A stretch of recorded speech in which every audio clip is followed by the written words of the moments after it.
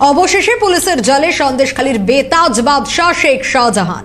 10 দিনের পুলিশি হেফাজতের নির্দেশ। কড়া নিরাপত্তায় শাহজাহানকে আনা হলো রাজ্য পুলিশের সদর দপ্তর ভবানী ভবনে। সেখানেই তাকে জিজ্ঞাসাবাদ করবেন তদন্তকারী আধিকারিকরা।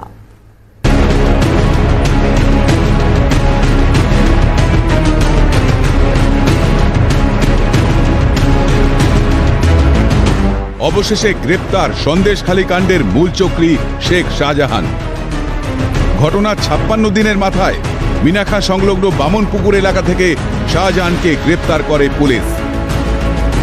এরপর বৃহস্পতিবার সকালে শাহজাহানকে বসিরহাট মহকুমা আদালতে পেশ করা হলে তাকে 10 দিনের পুলিশ হেফাজতের নির্দেশ দেন বিচারক। আর তারপরই কড়া নিরাপত্তায় বসিরহাট থেকে শাহজাহানকে নিয়ে আসা হয় রাজ্য পুলিশের সদর দপ্তর ভবানী ভবনে। সেখানেই তাকে জিজ্ঞাসাবাদ করবেন তদন্তকারী আধিকারিকরা। ঠিক 12:40 নাগাদ শেখ শাহজাহানকে নিয়ে আসা হয়েছে রাজ্য পুলিশের হেডকোয়ার্টার ভবানী ভবনে। তোমাকে দেখাবো ভবানী ভবনের যে ব্যাক গেট, সেই ব্যাক গেটের সামনে দেখতে পাচ্ছ ইতিমধ্যেই পুলিশে ছয়লাভ। এবং সকাল থেকেই ভবানী ভবন চত্বরে একটা তৎপরতা নজরে আসার মতো ছিল। ভবানী ভবনের যে একদম ব্যাক এন্ট্রান্স, সেই ব্যাক এন্ট্রান্স অর্থাৎ এই রাস্তা দিয়ে সোজা শেখ শাহজাহানকে নিয়ে আসা হয়েছে ভবানী ভবনে, অর্থাৎ রাজ্য পুলিশের যে হেডকোয়ার্টার, সেই হেডকোয়ার্টারে। এবং আমার ডান দিকে যে গেট রয়েছে, এই গেট দিয়েই শেখ শাহজাহানকে ভেতরে প্রবেশ করে আপাততভাবে ওপরে নিয়ে যাওয়া হয়েছে। জানা গিয়েছে গত 5ই জানুয়ারি ইডি আধিকারিকদের ওপর যে হামলার ঘটনা ঘটেছিল, সেই ঘটনার প্রেক্ষিতে একাধিক ধারায় মামলা রুজু করা হয়েছিল।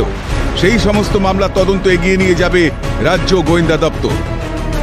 এনফোর্সমেন্ট ডিরেক্টরেটের আধিকারিকদের ওপরে যে হামলার ঘটনা ঘটেছিল, সেই ঘটনার পরিপ্রেক্ষিতে একাধিক ধারায় মামলা রুজু করা হয়েছিল। সেই সমস্ত ধারায় যে মামলা রুজু হয়েছে, সেই সমস্ত ধারার মামলা রুজুর পক্ষে এই মুহূর্তে সেই তদন্ত এগিয়ে নিয়ে যাবে রাজ্যের গোয়েন্দা দপ্তর। সন্দেশখালীতে বছরের পর বছর ধরে সাধারণ মানুষের উপর অকথ্য নির্যাতন চালিয়ে গিয়েছে শাহজাহান ও তার সাঙ্গপাঙ্গরা। তারই প্রতিবাদে গর্জে উঠেছেন সন্দেশখালীর বাসিন্দারা। এই আবহে শাহজাহানের গ্রেপ্তারি একটি অত্যন্ত তাৎপর্যপূর্ণ ঘটনা। আগামী দিনের তদন্তে আর কোন কোন তথ্য বেরিয়ে আসে, সেটাই এখন দেখা।